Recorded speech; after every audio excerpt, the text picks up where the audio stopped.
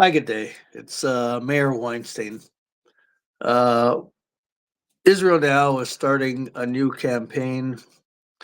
It's going to be focused on Jews moving into Gaza, and we're going to be calling "Make Gaza Jewish" or "Make Gaza Jewish Again." There were Jewish communities in Gaza. They were uprooted in the disengagement plan in 2005.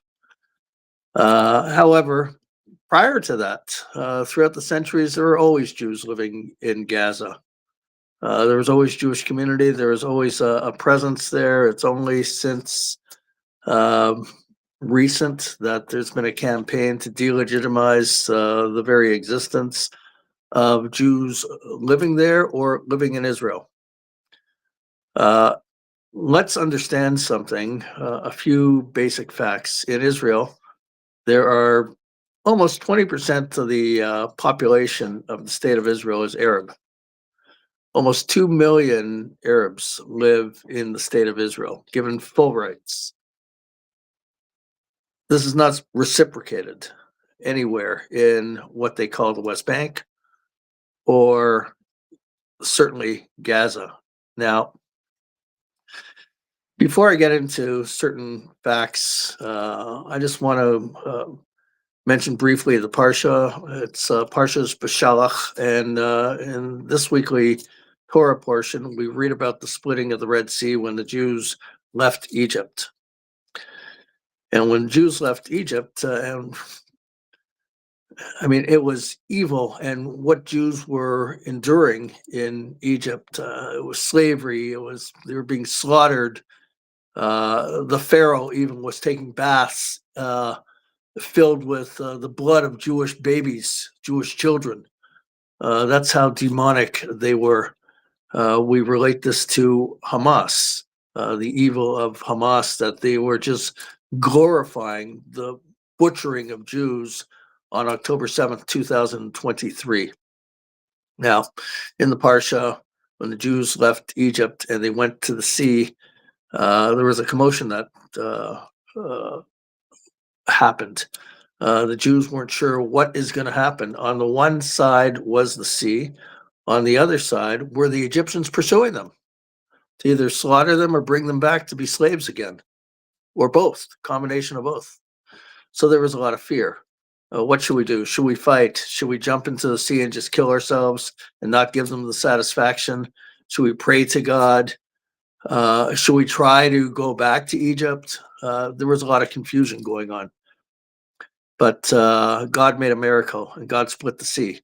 And the Jews walked on dry land through the sea to the other end, and the Egyptians were pursuing.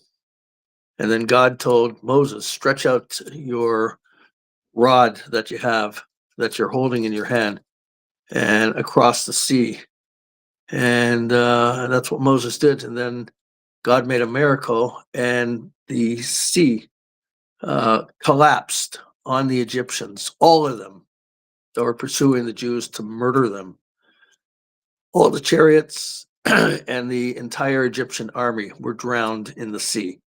And the Jews saw that. And when the Jews saw that, just after, they started singing.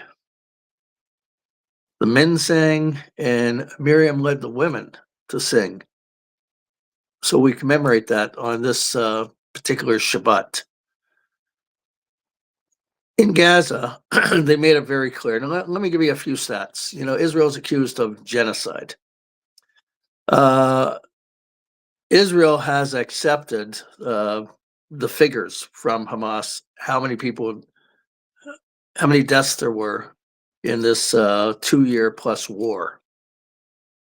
The figure is 71,000. Now, out of the 71,000, that includes 10,000 natural deaths. That also includes 5,000 deaths as a result of misfired rockets or missiles from Hamas and the Palestinian Islamic Jihad.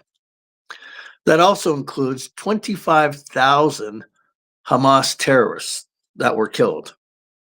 So what we're left with is 31,000 civilians. Now, what are they? Human shields. Hamas would not let them leave a war zone. Egypt would not let them leave a war zone. This is the first time when there's a war that no one's allowed to leave a war zone. They have to stay there. Now, we're starting a campaign, Make Gaza Jewish Again. And we're going to be getting this out all over the net, all over. And I'm asking everyone if you could please share this, join the campaign. Very important. Thank you. And I want to wish everybody Shabbat Shalom